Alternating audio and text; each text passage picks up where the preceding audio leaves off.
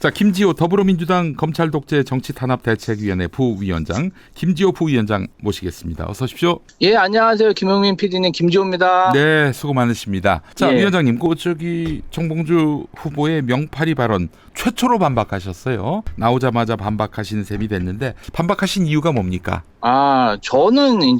저도 최고위원 출마를 했던 경쟁자였고요. 네. 예, 이제 원외 후보지만 이제 제가 또 예선전에서 탈락을 했어요. 예, 예. 그래서 정봉주 후보님이 원외 인사였기 때문에 그렇지. 제가 어떤 유튜브나 방송 나갔을 때 이제 원외 최고위원을 굉장히 많이 응원을 했습니다. 네네. 그래서 민주당 최고위도 좀 국회의원만 하는 게 아니라 예. 원외 인사도 진입할 수 있어야 된다. 이런 논리로 많이 정봉주 후보의 그런 어떤 지난 총선의 선당 후사의 자세, 네. 그동안 당에 기여한 부분에 대해서 칭찬을 많이 하고 그러셨죠. 예, 네. 그렇게 했는데, 그래서 지난주에 그 박원순 전 국회의원과의 나눈 사담이 방송에 나가면서 조금 이번 주에 어떤 해명을 하실지 굉장히 궁금했습니다. 기대도 하고요. 잘 이렇게 해명을 하실 거라고 생각을 했는데, 어제 기자회견이 사실은 좀 많이 충격적이었고, 네네. 예, 좀 저로서도 좀 받아들이기 어려운 내용을 기자회견을 하시더라고요. 그래서 이 부분에 있어서 저만 관련된 건이 아니고 이재명 후보나 아니면 우리 지지자들, 최고위원 후보들, 또 당에서 활동하는 인사들 다 관여된 부분입니다. 그래서 네네. 제가 좀 그 부분에 대해서 제 개인 SNS에 반박을 하게 됐습니다. 네. 아니 사실은 뭐 저도 그렇죠. 김지호 위원장님도 그랬지만은 정봉주는 그 당내 개혁을 바라지 않는 자들, 현실 안주를 택한 자들, 그들에게 가장 불편한 존재이기 때문에 그런 분이 지도부에 들어가게 되면 당의 어떤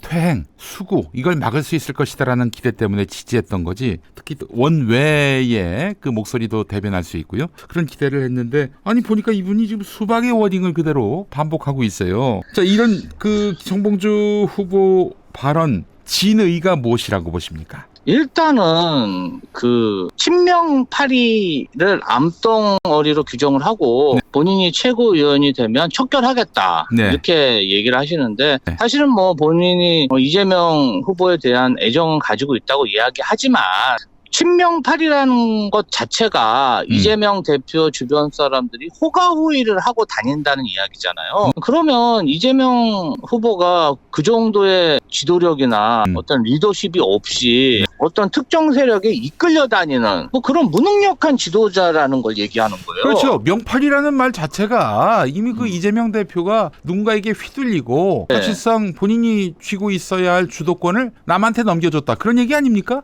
저는 제가 이재명 대표님 밑에서 한 5년 정도 근무를 했는데 그런 거 본 적이 없습니다. 예, 그 없는 사실을 가지고 그리고 이제 또 그러니까 누군지를 분명히 밝히면 좋은데 밝히지를 않고 뭉뚱그려서 얘기를 하다 보니까 그 친명파리의 대상이 최고위원 후보도 될 수 있고 지지자도 될 수 있고 당내 인사, 원외 인사 민주당의 대부분의 어떤 지지층이 지칭될 수 있는 그런 혐오의 단어 그렇게 전락되면서 사실 보수들이 저희를 개딸이라고 부르더니 이제는 이제 친명파리라고 부르겠죠. 그런데 그 친명파리라는 말 자체가 어떤 혐오의 언어입니다. 세월호 참사 당시에 수구 보수들이 시체파리 한다 하면서 유가족들을 그렇죠. 모욕하고 그런 언어잖아요. 그런데 우리 동지들끼리 뭐 누구 파리했다 이런 얘기 안 쓰거든요. 그래서 그런데 뭐 뭉뚱그려서 이재명 대표를 지칭하는 말에다가 무슨 파리를 붙이면 사실 저는 그러한 혐오의 언어로 공격을 많이 당한 경험이 있습니다. 예를 들면 경기도지사 2018년 선거 때는 해경군 김씨라는 혐오의 단어로 공격을 당했고 대단히 정말 악랄하게 악마화됐었어요. 이재명 후보가.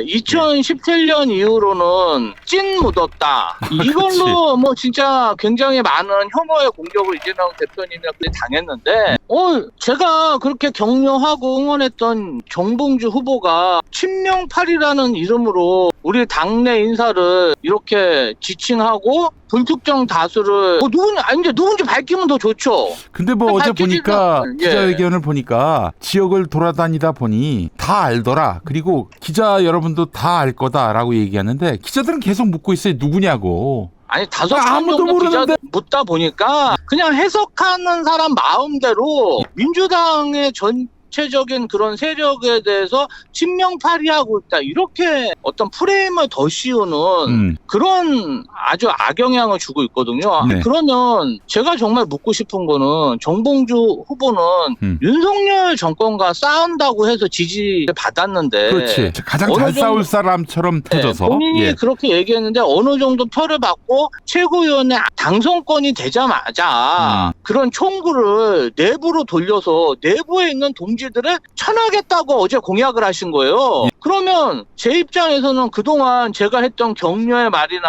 어떤 응원의 그런 목소리가 우리 내부를 분열시키는데 이용당한 거잖아요. 글쎄 말이에요. 처음부터 그러면은 우리 내부의 암덩어리를 쳐내기 위해서 최고위원 출마했다고 하시면 저도 진짜 그런 어떤 말을 할 때 정봉주 후보를 거론하지 않을 텐데 저는 제가 뭐 같이 유튜브도 출연하고 이력에 대해서 저 나름대로는 신경 써서 많이 말씀드렸어요. 부각될 수 있게. 네. 근데 어제 기자회견이 너무 좀 황당했습니다. 그리고 두 번째로는 당직 후보자, 네. 우리 당의 최고위원은 굉장히 최상위의 지도부를 구성하는 지도자인데요. 어제 그 기자회견에서 보인 태도가 네.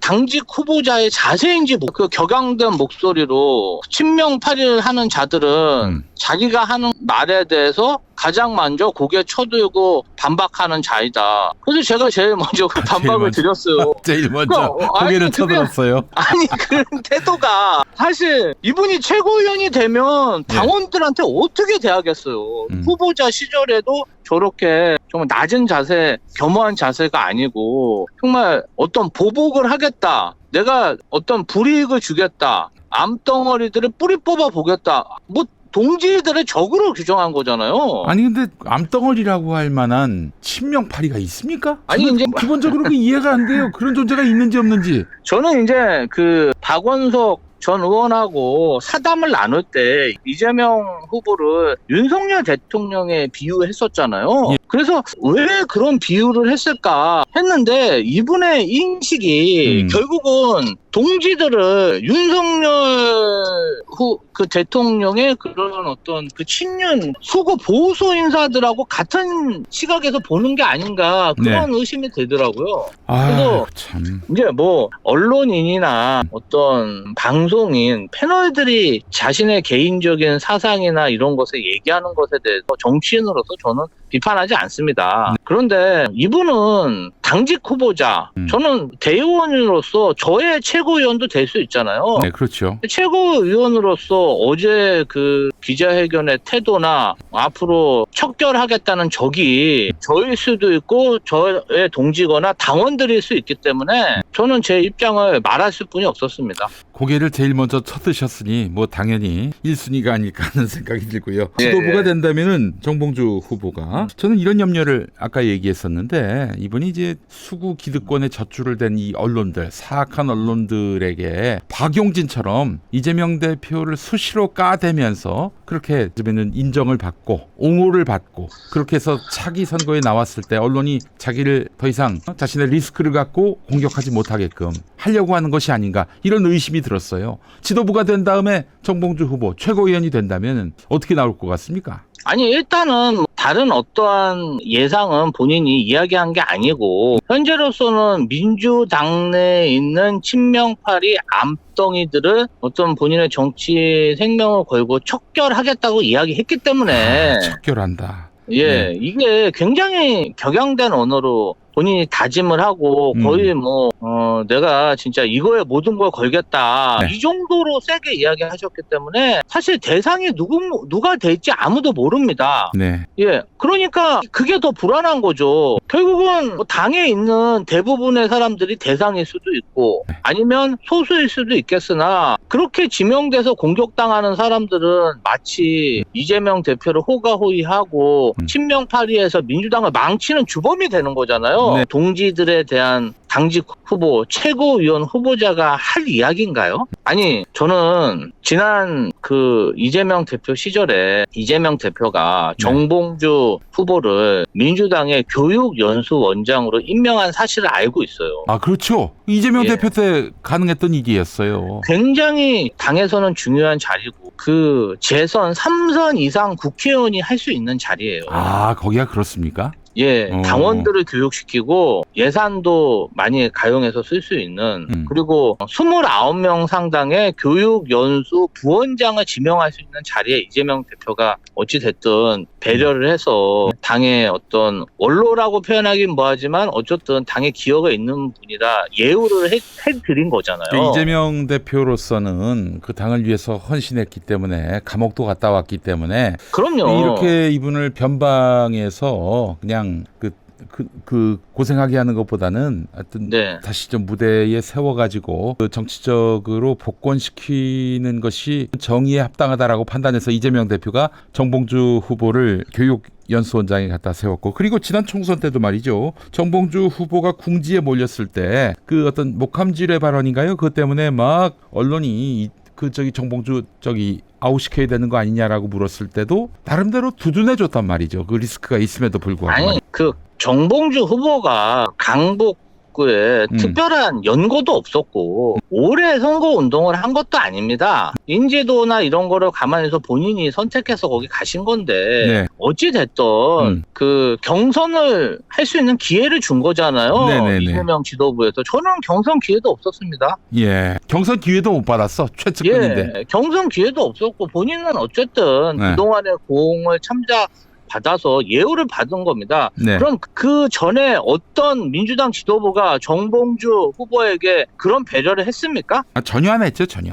그런데 왜 지금 본인이 최고위원의 당선권에 유력해지니까 이재명 대표는 아니라고 하지만 네네네. 이재명 대표에 대한 그런 사담을 한 것이 언론에 노출되게 유도를 하고 그리고 나서 또 이재명 대표 주변 사람이나 지지층을 뭉뚱그려서 친명파리로 악마하냐 이것에 대한 문제 제기인 거죠. 저는 그러한 행태가 신의가 없고 의리가 없는 정치인의 모습이라고 생각합니다. 저 역시 신의가 없다. 정봉주 후보를 비판하면 왜 개인적인 피해가 없겠습니까? 개인적인 피해가 있죠. 네. 그런데 당의 동지들이 네. 영문도 모르고 친명파리로 몰려서 정봉주 후보가 던진 단초 때문에 수구 보수 언론과 국민의힘 인사들, 그 다음에 보수성을 띤 방송 패널들한테 말의 죽창으로 그렇게 찔려서 피를 흘리는 모습이 너무 안타깝기 때문에 제가 이 부분에 대해서는 좀 반박을 했습니다. 그래요. 그 발언은 뭐랄까요? 지금까지 정봉주 후보가 이재명 대표 2기 때 이재명 대표를 잘 도와서 윤석열 타도 그리고 새 정부, 민주당 정부의 탄생을 위해 기여할 것이다라고 생각했던 서울 말고 나머지 지역에 정봉주 후보를 지지했던 유권자들을 참 무색하게 만들었어요. 놀라게 만들었어요. 아니, 이런 사람이었나? 사실 우리 김지호 부위원장도 사실은 그럴 거라고 생각하고 정봉주 후보에 대해서 지지와 성원을 보냈던 거 아니겠어요? 아니, 저는 그간 이렇게 정봉주 후보님이 무리를 일으키는 발언도 하셨지만 당에 대한 기여가 있었잖아요. 예. 그리고 이제 당원들이 뭔가 좀 부채감을 가지고 지지를 하기 때문에 저 역시 원외 인사로서 최고위원 중에 한 명은 원외 인사가 돼서 뭔가 당의 다양성을 보여줘야 된다. 국회의원하고는 다른 시각으로 당원들을 보호해주고 당원들의 권리를 강화해줄 거라고 생각을 해서 지지를 했는데 어제 기자회견은 정말 불특정 다수의 당원들과 지지자들이 정말 친명파리로 정말 낙인 찍힌 겁니다. 네. 본인은 아니라 그러면 어제 이후에 보수 수구들이 공격하는 공격들에 대해서 본인이 어떻게 해줄 수 있는 것도 아니잖아요. 저는 정말 당직 후보자로서 무책임한 발언이라고 생각하고요. 예. 정봉주 후보가 우리의 동지들과 당원들을 친명파리 암덩어리로 규정해서 악마하고 어떤 여론몰이를 할 때 저는 앞으로도 앞장서서 대항할 생각입니다. 더민주혁신회의를 겨냥한 것이다. 이런 분석도 나오던데 어떻게 보세요? 글쎄요, 저는 뭐 그건 잘 모르겠어요. 제가 이제 더민주혁신회의 자체 가입한 지 한 달 조금 넘었어요. 아, 그래요? 예, 그 내용을 잘 모르고 저는 더민주혁신회의라서 정봉주 후보의 어제 발언을 비판한 게 아니라 제가 같이 경쟁한 최고 후보자이자 경쟁자였고 격려했던 원외 후보로서 비록 제가 떨어졌지만 네. 정봉주 후보의 마음은 제가 알 것 같아요. 선거 기간 중에 힘들고 워낙 네. 인기가 많고 이러다 보니까 지지하는 사람만 있는 게 아니라 막 네. 비방하고 괴롭히는 사람들도 있어요. 네, 그런데 네. 다른 후보들도 다 마찬가지입니다. 저도 그런 마타도를 많이 당했어요. 네. 김민석 후보도 사실은 그렇습니다. 사선 의원이 됐는데 초반에 4등을 하고 이러다 보니까 많이 좀 본인도 힘들어하고 한준호 후보님도 힘들어하셨어요. 예. 그런데 본인들이 열심히 하고 다른 후보들을 욕할 시간에 뭐 5명도 좋고 10명도 좋고 지역위를 돌아다니면서 지지 활동을 하시더라고요. 네. 그렇게 하면서 자신의 힘으로 뭔가 전세를 역전시켜서 치고 올라가는 모습을 보면 나도 더 열심히 해서 당원들한테 다가가려고 하는 게 그게 정상이지. 왜 나를 지지하지 않고 내가 순위가 떨어진 것은 어떠한 세력이 힘을 도와줘서 그런 것이다라는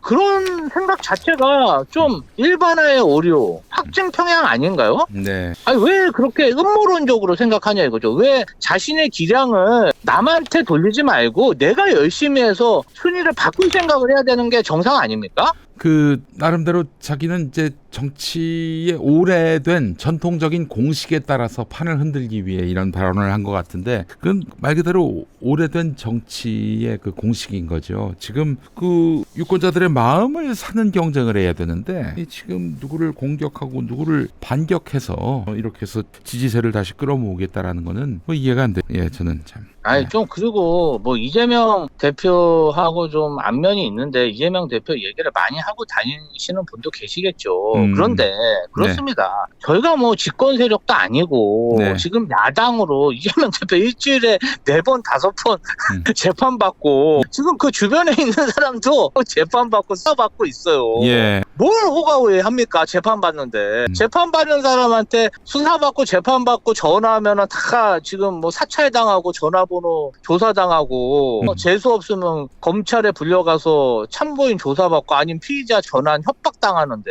그런 사람들한테 그런 암덩어리라는 표현을 할 정도로 그렇게 그분들이 어떤 권력이 있습니까? 그게 상식적으로 말이 되나요? 네. 그러면 광주에 더민주혁신회의 대표인 강현 위원장은 왜 떨어졌습니까? 그렇죠. 저도 예선에서 떨어졌잖아요. 그거는 어떤 그 이재명 대표를 표방한다고 해서 당원들이 선택하는 게 아니라 네. 그 사람의 스토리나 여러 가지 능력 등을 보고 당원들이 선택하는 거잖아요. 그러면 아닌 사례도 있는데 그거를 일반화의 오류를 보면서 그거를 다 이재명 대표나 이재명 대표 측으로 잘못을 돌리면 선거에 유리할까 싶고요. 뭐 제 생각으로는 아마도 지난주에 그런 박원성 전 의원의 사담이 공개된 이후에도 주말 동안에 뭔가 자신의 순위가 많이 밀리지 않다 보니까 네네. 이제 본인 내키는 대로 이야기해서 최고위원이 되면 더 당당하게 예. 뭐 어떤 친명을 표방하는 세력과 싸우겠다. 네. 이거를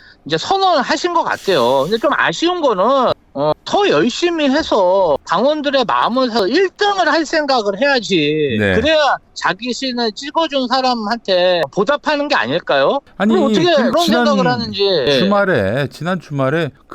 지난 주말에 있었던 선거만 보더라도 2등에서 3등으로 떨어지지 않았어요? 대전하고 세종에서 2등에서 3등으로 떨어졌잖아요. 아니 근데 뭐 이제 전반적으로 표가 그 많이 합산으로는 떨어지고. 누적으로는 아직 2등이지만은 서울 선거가 어떻게 될지도 모를 일이고 지금 지난 대전 세종만 해도 나의 지지세는 견고하네 이렇게 생각할 수가 있는 걸까요? 그게 이제 박원석 전 의원하고 나눈 대화라고 공개한 것에 담겨 있죠. 나는 1등이든 5등이든 상관이 없다 이제. 지도부만 들어. 들어가면 된다. 네, 지도부에 들어가면 한번 두고 봐라. 뭐 이렇게 얘기하시잖아요. 이런 식으로 들어가서 또 말하자면은 지도부의 판을 흔들어 가지고 자신은 부각되고 지도부는 이제 말하자면은 깡통이 되는 이런 구조 속에서 네. 자기 정치를 앞으로 확장해 나가겠다 이런 얘기인가 봐요. 굉장히 우려스럽고 지도부가 돼서 정말 동지들을 진짜 암덩어리로 규정하면은 이 앞으로 이 사람들이 사실은 뭐 지방선거 국회의원 나갈 수도 있는데 네. 얼마나 두렵겠어요. 내가 아니 윤석열 정부도 무서운데 윤석열 대통령도 수시로 수사하고 진짜 정치 검찰이 정말 괴롭히고 있는데 총선 지나고 나서 좀 나아질만 하니까 당 최고위원이 이제 막 악마 해가지고 그것도 굉장한 스피커를 가지신 분이잖아요. 그런 분이 이제 앞으로 정말 척결하겠다고 하니까 저 솔직히 무섭습니다. 네. 그런데 저는 그래도 공직 후보자 출마를 했고 네. 그래도 뭐 방송 언론에도 노출이 됐고 저 네. 나름대로는 정치적인 훈련이 된 사람이기 때문에 저라도 그런 앞으로 당 지도부의 최고위원이 되실 분이지만 반대 의사를 밝혀서 동지들과 함께 하고 싶습니다. 네. 우리 개혁의 딸들과 일반 당원들을 보호해주고 싶습니다. 네, 알겠습니다. 자, 김지호 부위원장님 오늘 말씀 잘 들었습니다. 네, 감사합니다. 네. 언제든 불러주세요. 예, 감사합니다. 예.